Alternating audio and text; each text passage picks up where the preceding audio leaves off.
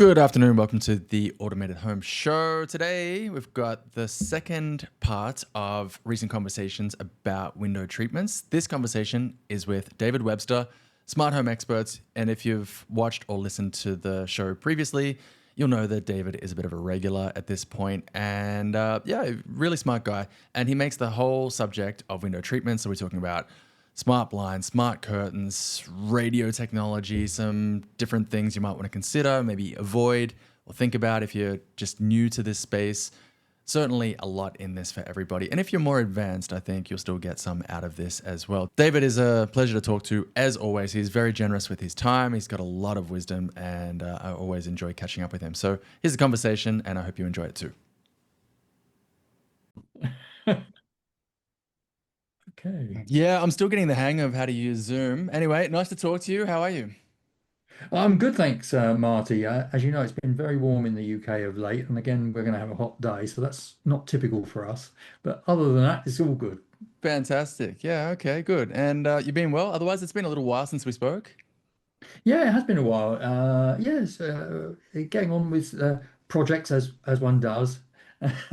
Okay. But yeah, in fact, you may be aware of some shadows or some noises outside. There's some landscaping going on nearby, so that's something neat that may be a nuisance, but we'll steer past it. Well, likewise from my side, you might hear a small person making some noise, but hopefully it's Oh not too yes. disruptive. Okay. Cool. All right. So what are we talking about today? We're going to be talking about smart window treatments because it's a logical extension to the chat we had earlier about smart lighting. As you may recall, controlling natural light is every bit as important as controlling artificial light, and integrating the two becomes really something that you makes perfect sense once you realize that actually it's the same thing. I'm excited about this, David. And full disclosure, earlier today, my time, I had a conversation with somebody else about much the same topic. So I feel like Oh, okay. I've sort of brushed up on the topic a little bit, and hopefully I can ask some slightly more advanced questions rather than my typical silly questions. Oh, well, there's no such thing as a silly question, Marty. So yeah, we will find out somehow. Yeah, exactly. All right, yeah, good point. Yeah, let's try and keep it beginner friendly. All right, cool. So where should we begin? Well, I think shall we start by summarizing some of the advantages of having smart windows? Because oftentimes the pushback is, well, I've got hands, I've got cords on my windows. What's wrong with me just using what I've already got? And of course, the answer is there's nothing wrong with that if you've got the time and you're physically there to do it. So. I guess for many people, the real advantage is luxury and convenience. And that's particularly true if you've got windows which are inaccessible. Windows above doors, high up on stair landings, things of that nature. It can sometimes be a chore to get to those and open and close them. So those are principal ones. But it's an enhancement to security because obviously you don't want people looking in and knowing that you're not there. So simulated occupancy, and we've spoken about that with lights, but actually everybody knows that you can use lights on timers and not so well known that you can automate your curtains, and that simulates occupancy perhaps even better than just having lights. So that's a useful thing. But moving ahead a bit, and it's particularly relevant to me here in the UK at the moment, you can get sun damage on furniture and fabrics if exposed to the kind of weather we've had recently. So having curtains or blinds that operate automatically to protect those uh, um, things is actually really useful because you're often not going to be there when the sun comes out and starts causing problems. Certainly, I've got a table that suffered fade damage, and yeah, it can happen. So what else? Oh, energy. We should all be very energy conscious these days. And there's two things that you can achieve with window treatments, and that is that you can reduce solar gain. Again, very important at the moment. All my rooms have got the curtains closed at the moment to stop them warming up with the sun. And being able to automate that when you're not at home is clearly useful. If you've got air conditioning, and that's not common in the UK, then obviously if you don't let the room heat up in the first instance, it's going to stay cooler and you're not going to spend so much energy. But similarly, in the winter, closing curtains helps keep heat in. So it's a win-win really all the way around. Mm, But last but not least, perhaps especially in the UK, where a lot of housing, the front door opens up onto a street and you have windows very close to passers-by, you want to maintain privacy. So having blinds that do that for you automatically is quite a boon. mm. Um, yeah. Interesting point that you But, make about during the colder months, the curtains can actually insulate and keep the heat inside. That's something I hadn't thought about. And the conversation I had earlier today was talking about during wintertime, if you open up and allow the sun to shine in, that might help to warm the room up. But I guess depending yeah. on where you are, maybe you don't get a lot of sun, maybe, I don't know. Hmm. But yeah, Well, in the interesting. Yeah, in the UK, the sun is very weak during the winter. So I don't think there's much solar gain, and I think overall the loss from central heating out the windows is probably the more significant one. Hmm. But most heat loss in UK rooms is through windows. So if you can minimise that, that's a good thing. Makes sense. But yeah, so those are some of the things that you want to consider, um, uh, making things smart. And there's some extra things like having the blinds open and close automatically. And one of the things that vendors often offer you is the ability to trigger the event relative to sunset and sunrise, which is great. But in the UK during the summer months, sunrise is like 5:30 in the morning. I Mhm. don't really want my bedroom blinds opening that early. No. So you have to start getting creative with the automations. Yeah, sorry. Can you hear that, by the way? No, I can't. I've got enough noises off here. Okay, good, good. All right, sorry. Yeah, 5:30 in the morning. No, don't need that. I remember from previous conversations, David, you said that your wife mentioned that she's deprived of the basic pleasure of being able to open and close the Oh curtains, yeah, right? yeah. Spousal approval is a serious obstacle, but yeah. Uh, which actually brings me on to something else, which we need to talk about, and that is manual control. I think we've touched on this before. You shouldn't ever automate something to the point where there is no manual option. And blinds and curtains are definitely in that category because people do choose to open and close these things at slightly different times, depending on the weather and how bright it is outside. Mm, It's just personal preference. So you have to give them manual control. Possibly the best kind of manual control is pull to operate. If you've got curtains, some vendors arrange it so that if you actually manually tug the curtains, it senses that you're doing it, and then the motor takes over and drives it full forward or full close. And that's particularly good for visitors because, of course, they wouldn't know one end of a remote control and or voice commands from another. So I'm a great lover of those for manual control. Blinds is a bit more tricky because um, it's not so intuitive, I think. But there are lots of different manual control options, but definitely needed. okay, well, this is kind of timely for me for a couple of reasons. Because firstly, earlier today I had a conversation, very similar conversation, so it's top of mind. And recently we got blackout curtains Oh yeah. fitted in a couple of our rooms here. These are new blackout curtains. So this is a very small room, very small window. I don't know, well, maybe, but definitely in our master bedroom, I am interested. Um, so I don't know if you want to jump to this now or if I'm sort of Yeah, carry hijacking on. where you want to go next. But is there? I've got the curtains. How can I start automating this? Oh, okay. Well, there are possibly two ways of doing it.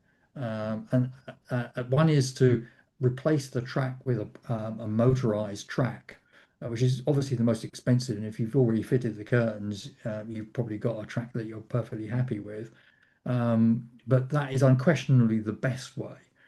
Why is it the best? Well, because it's smooth, it works, it's quiet, and it will probably stay working.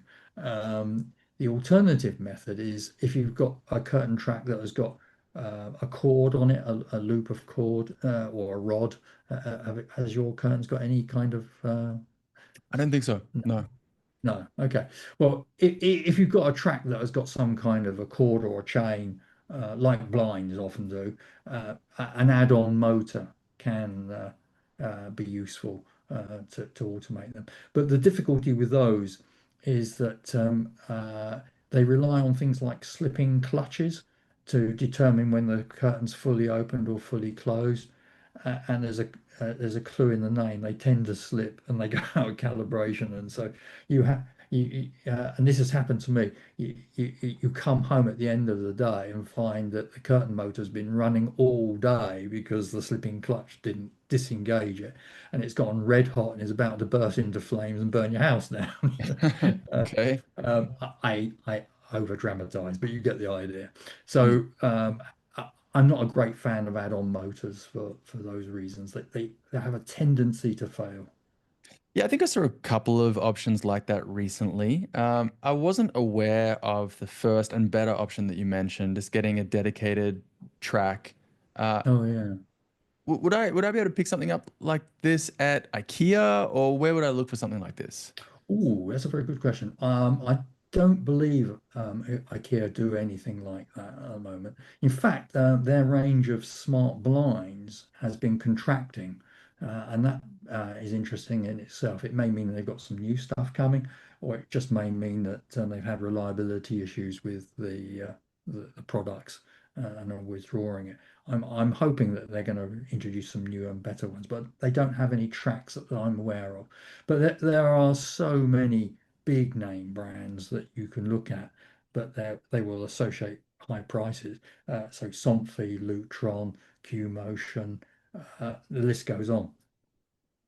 In the sort of step down tier, people like, oh, I don't know, Zemismart and others. There's loads of Chinese vendors, and they're very clever. What they've done is they've created a system which is modular. So the mo biggest problem with getting a curtain track is it needs to be cut to length to precisely fit the space that you've got. And so you can end up with a very big track that has to be mailed to you, and it's going to get bent and so forth. So there's problems with that. So what a lot of vendors now do is they provide you with a self-assembly track, which consists of different lengths of track, and you have a pack full of different lengths and you assemble it and you can get to the nearest 10 centimeters length and then mount the motor. And that's really flexible, but each of those joins is a rather ugly bracket, a U-shaped channel. So if you want to go that route, I would say you would need to put the track in some kind of a pelmet to hide it from plain view.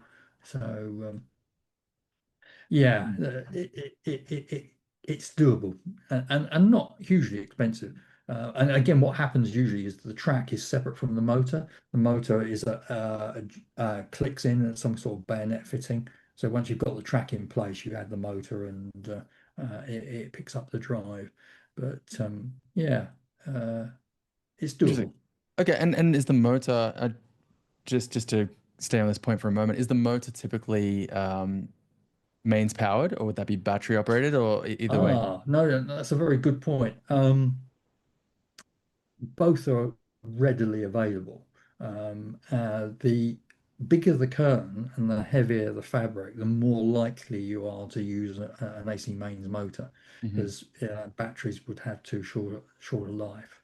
So, and if it's not directly AC mains powered and switched. So generally those kind of motors have a four-wire connection. So live and neutral and earth, but there's actually two lives, one to open, one to close. And so a mechanical two-way switch can be used to control that, or some kind of smart module intended for shutters or curtains, Z-Wave, Zigbee, all sorts of things. I've done all of those. But yeah, AC motors almost certainly will be needed for the very largest of window treatments. Okay. All right. Something to think about because, we don't own this place. We might not be here forever. So, Mm. that Well, sort of. one of the workarounds that can work is if the motor is actually a DC motor, but not battery powered, and then you can use an AC adapter, just plug it into a convenient wall socket, and then run a low voltage cable, which is an easy DIY and safe job. Mhm. So I've done that in a number of locations. But you've touched on something there, and that is that battery powered blinds do set do suit the rental market better. But if you are able to pre-wire, if you're doing any kind of remodeling or construction work, my advice is always put some wires in roughly to where the motors are going to be because Mm. it's a real nuisance to have to try and do it afterwards. Well, that's a really good point that you make, David, about how if you're renting, most likely you're going to be thinking about battery options. But if you own the place, think in advance, especially when you're building, run the wires there. And that is kind of similar to the conversation I had earlier today as well. And they said much the same thing. They said in the professional install space, it's going to be mainly wired. But for the DIY tinkerers, they might be looking at battery powered options. Hmm. Well, battery powered options are great, and actually, it turns out that they are very important in certain spaces. For example, if you want to put a blind in a bathroom or wet room, you really don't want to be putting mains wiring anywhere near that. Mm. So, battery does still make sense in some instances. But the problem with battery is charging the wretched things. Sooner or later, they are going to go flat. And uh, this is really quite a sore point with me because there is nothing worse than having battery blinds or curtains and finding that you have to charge the battery in situ, which means draping a USB cable, 10 meters across a room to a power socket, and it's got to be there for 5 hours. It's just a trip hazard waiting to happen, you know? Mm. Yeah.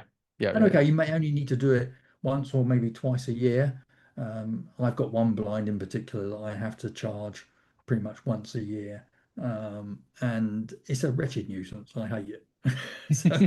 So, so wiring is definitely preferable from that convenience point of view. And of course, the other thing is that if you are relying on security, so having simulated occupancy, probably nothing says I'm not at home if all the curtains are stuck in a closed position because the battery's gone flat while you're away. Mm. So, it makes perfect sense to wire it in some way if you can.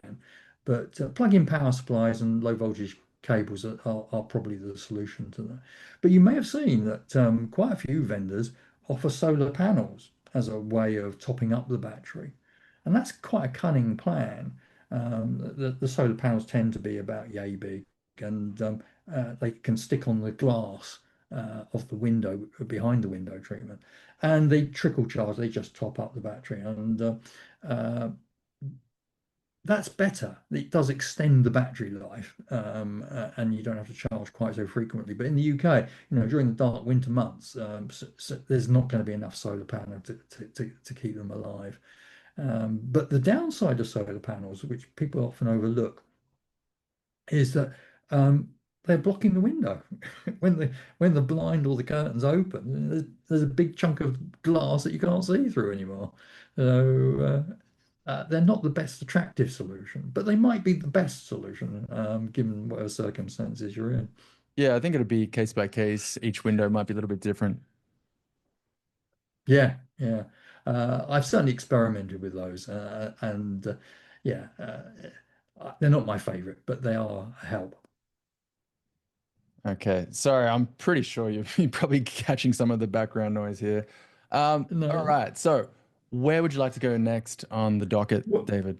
well, you touched on a topic just now, which is blackout, and it is interesting that people see the word blackout and they assume that it means it's going to be a complete light stop. The room is going to be pitch black. The reality, of course, is it's not like that because the blind fabric has to be smaller than the width of the aperture by at least a centimeter or so either end to allow for the mechanism and the motor. So roller blinds for pure blackout are misleading. And I've noticed that several manufacturers, IKEA in particular, now describe their blinds as blockout, not blackout. Mm, And it's all about setting expectation. I mean, the solution, there is a solution, and that is you put uh, channels on either side, and the blind has to run in the channels, and the mm. channels are lined with a brush strip, and that will stop the light.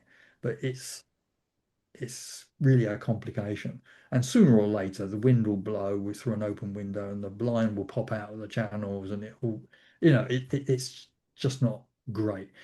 If you're remodeling and you've got the opportunity to create architectural pockets in the recess sides, crafted in wood or whatever, yeah, great. It's not visually distracting and it's a more appealing solution. Quick funny But story about that. it's So, difficult. quick funny story. In our previous place that we moved from a few months ago, we had a larger window there, and I made some inquiries about getting some blackout blinds there. And a vendor said, "Oh, well, it's a big window, so we're gonna have to, split it in half, and there'll be a blind on that side and a blind on that side." And then I said, "Well, it's not gonna be blackout, is it? Because there's gonna be a gap in the middle." And they said, "Oh, yeah, you're right." I'm like, "Well, it's not really what I'm looking for." No, yeah, it is very tricky. I mean, there are partial solutions which I've used.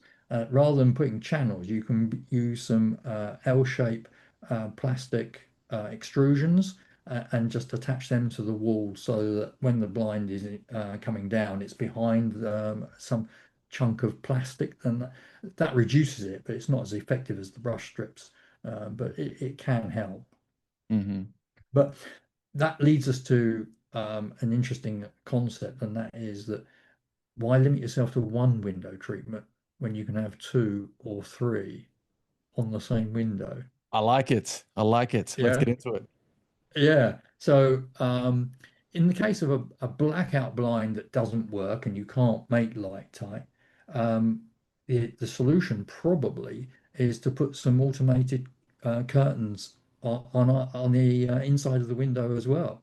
And so when you want real blackout, you can draw those. So that's a good solution, and it's one I use myself. But if you've got the privacy problem, which we discussed earlier, you probably don't want blackout conditions during the day, but you do want to stop people seeing in. So a lot of blind vendors offer light filtering or privacy fabrics. I don't know whether you've come across these yet, Marty, but they're basically a mesh of different density. And the better ones are black on one side and white on the other. So the black faces outwards and the white faces inwards, which means that you can see out through it, but people can't see in through it so readily. And so what you might consider is a double roller, one for blackout, one for privacy, and then curtains or drapes as well. And using all three of those in combination will achieve all of the things that we've spoken about. Of course, it's triple the cost. But, you Mm. know, that's the price one has to pay. So this is the sort of thing, as we've talked about previously, that you might encounter in hotel rooms. This seems to be pretty common Yes. in hotels. Yeah, yeah. Yeah, that's how a hotel room usually cope with this. They have blinds and then they have curtains as well, Mm. because people understand that. But again, if you're going to do that in a guest room in your own house, um, manual control pull to operate is pretty much a requirement, because otherwise people will come along and they'll tug it thinking it's manual and they'll just wreck it. And I've had that happen. So Mm. you want to avoid that. Yeah, yeah. It But sounds like a nice touch. yeah, yeah. So there are some rooms in which doing multiple window treatments is definitely uh, a thing to consider.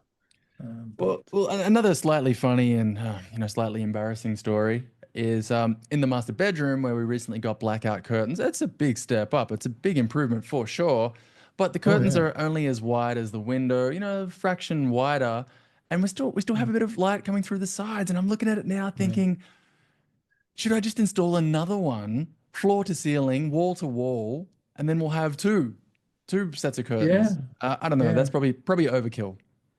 Yeah, I think if you're going to use blackout curtains, they probably work most effectively when they're on the outside of the aperture, not inside. Mm. Um, so yeah, it's a problem. I can't give you an easy solution on that one.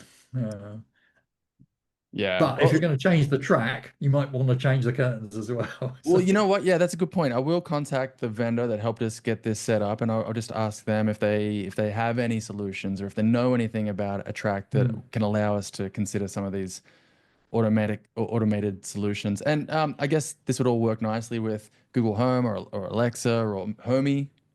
Yeah, well, you've brought us on to the whole subject of control, and something to be aware of is that not all motorized window treatments are good friends with smart control systems.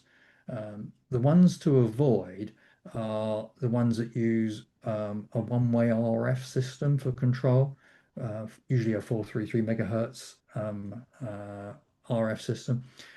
They usually have a little handset which has got open, close, and stop buttons on it. And you might think that's all you need, but actually, you want to be able to tell the blinds to go, I want 40% or 75%, and you want it to go to that from wherever it is. And those systems, even if you can find a third-party bridge that integrates the RF onto your network, don't support it because the system has no way of knowing where the curtains are.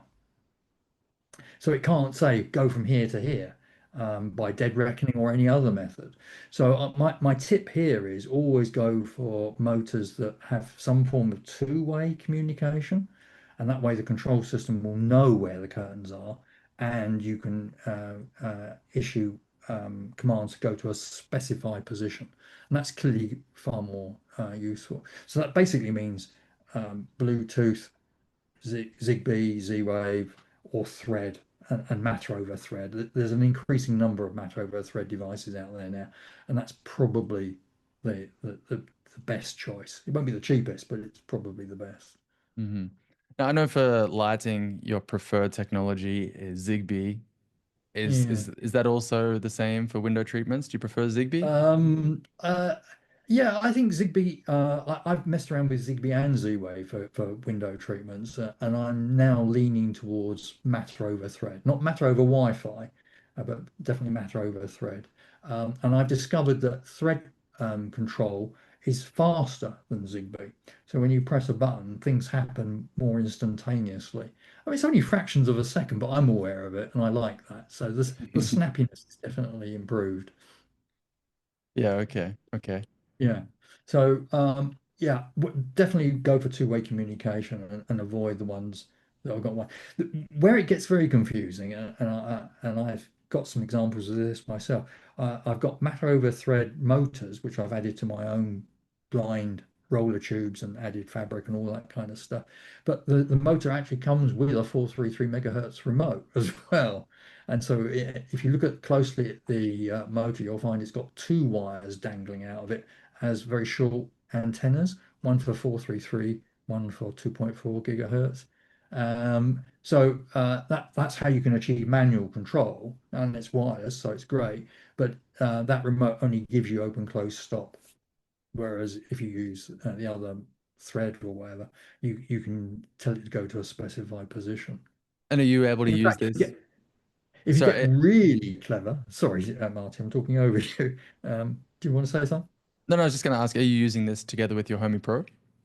Yes, yes. I actually, Homebody Pro's got a really nice community app which allows it to calculate where the sun is in the sky at different times of the year. So this is an extension to astronomical time for sunset and sunrise. It does all of that as well, but it calculates the angle of the sun in the sky and its rotation as it moves across the sky during the day. So basically, you can actually link that to the position of the blind. So rather than just having the blinds come down to 50%, irrespective of what actually going on with the sun, you can actually change the position relative to the sun.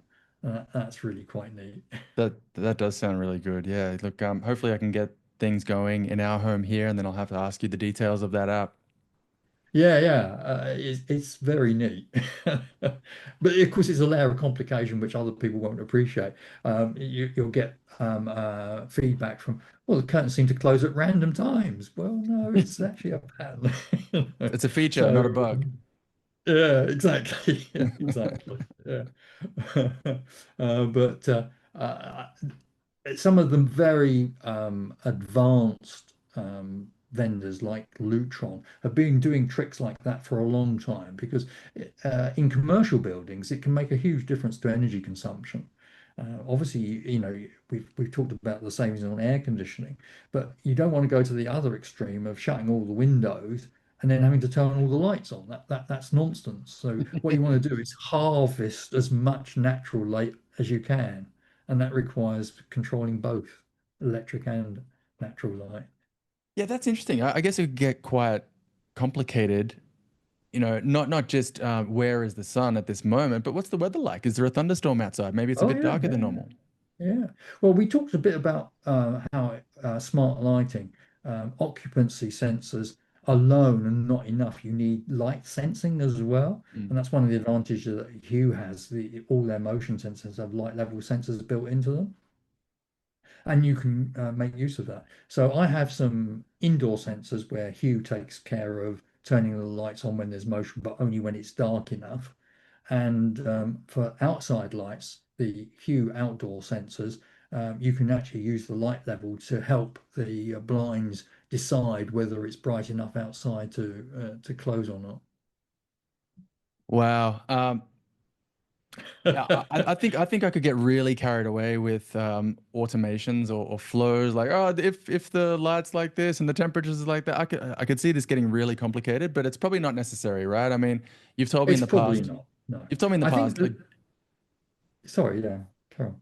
No, no, you've told me in the past. Don't overcomplicate things. Like, usually simpler is better. Yes, yeah, yeah. I think it's vital that things are comprehensible by the people that have got to use it. And uh, I've said it many times today, but before as well, manual control is definitely mandated. There's no question about that. You have to have that. But yeah, it can be a struggle. Yeah, we want to over automate stuff because we can, and we can justify it, but actually, oftentimes it's a step too far. So, Yeah. See that? It just moved a little bit. You know why? Because the sun yeah, is yeah, it's five exactly that. it's 5 past 3 in the Yeah, afternoon. It just moved a little bit. I saw it. I can just imagine my wife like, what are you doing? You're crazy. yeah, yeah, exactly. Yeah, yeah. I think we have to accept that sometimes we have to take things away. Yeah, Yeah. but yeah, hey, we're enjoying ourselves in the meantime. So, Yeah, yeah. All right. Well, you've given me a few things to think about. We've only got a couple of minutes left, David. So do you want to give us a parting thought, and then we might have to wrap it up. okay. Parting thought. You can spend as little or as much on going with smart window treatments as you really want. I mean, at the sort of professional commercial levels, £1,000 per window treatment per window it is not uncommon, and that's probably excluding the fabrics. But for people that have spent shocking amounts of money on very high-end fabrics, it makes no difference. It's just part of the whole process. A more DIY end of the market, um, if you possibly can, I would not decide to do your whole house with any kind of system until you've tried one, because it may turn out that it's very noisy or it doesn't work quite the way you think it's going to. And I have found to my cost the hard way that noise is actually a bigger issue than you might expect, especially if you've got it in the bedroom and especially if it's part of your wake up alarm routine, you know. Mm. Yeah, I have lights which gently fade up and then play some music and then the blinds open. But actually, the most jarring thing there is the noise of the motor. Mm. So yeah, and again, I've had problems with that. I had it clever, I thought, so it would open automatically at sunrise or at 7 a.m. wake up time, depending on whether sunrise happened before or after 7 a.m. But actually, it turns out that what I need to do is hook it into the alarm system, the wake up alarm, not the burglar alarm. And so now it only opens if the Sonos is actually playing music, which means that somebody has deliberately woken up. Yeah, And yeah, that's a good one. only then will it automatically open. Because sunlight is disruptive if you're sleeping, you know? Yeah, yeah, yeah. Good point. All right, David. Well, unfortunately, our call is about to drop off in a moment. So, Okay. um, great to chat to you. And Yeah. yeah, we'll have to talk again at some point. I know there's plenty of other things going on in your home. So, yeah, Oh, we'll catch yes. up again sometime soon. Yeah. I look forward to it, Marty. Thanks very much. All And right. enjoy everything that you're doing. Thanks, David. See you. Okay. Bye. Hope you enjoyed that conversation with David. Smart guy, always a pleasure to chat. And because I did just recently have a couple of conversations with both David and Jason about window treatments, and they covered some of the same things, but also a few different topics as well, I've decided I'm going to synthesize everything. I'm going to put it all together in one article. And if you're interested in getting my summary of everything that they talked about and some key points, I'll leave a link down below. You can click on that if you want, and I'll send it right to you. So that's it for today, and I gotta go for a run outside. It sounds like there's some chaos happening with my baby and my wife, so I better go and check on what's happening, making sure everybody's still okay. Have a great day wherever you're watching or listening, and I'll talk to you again soon.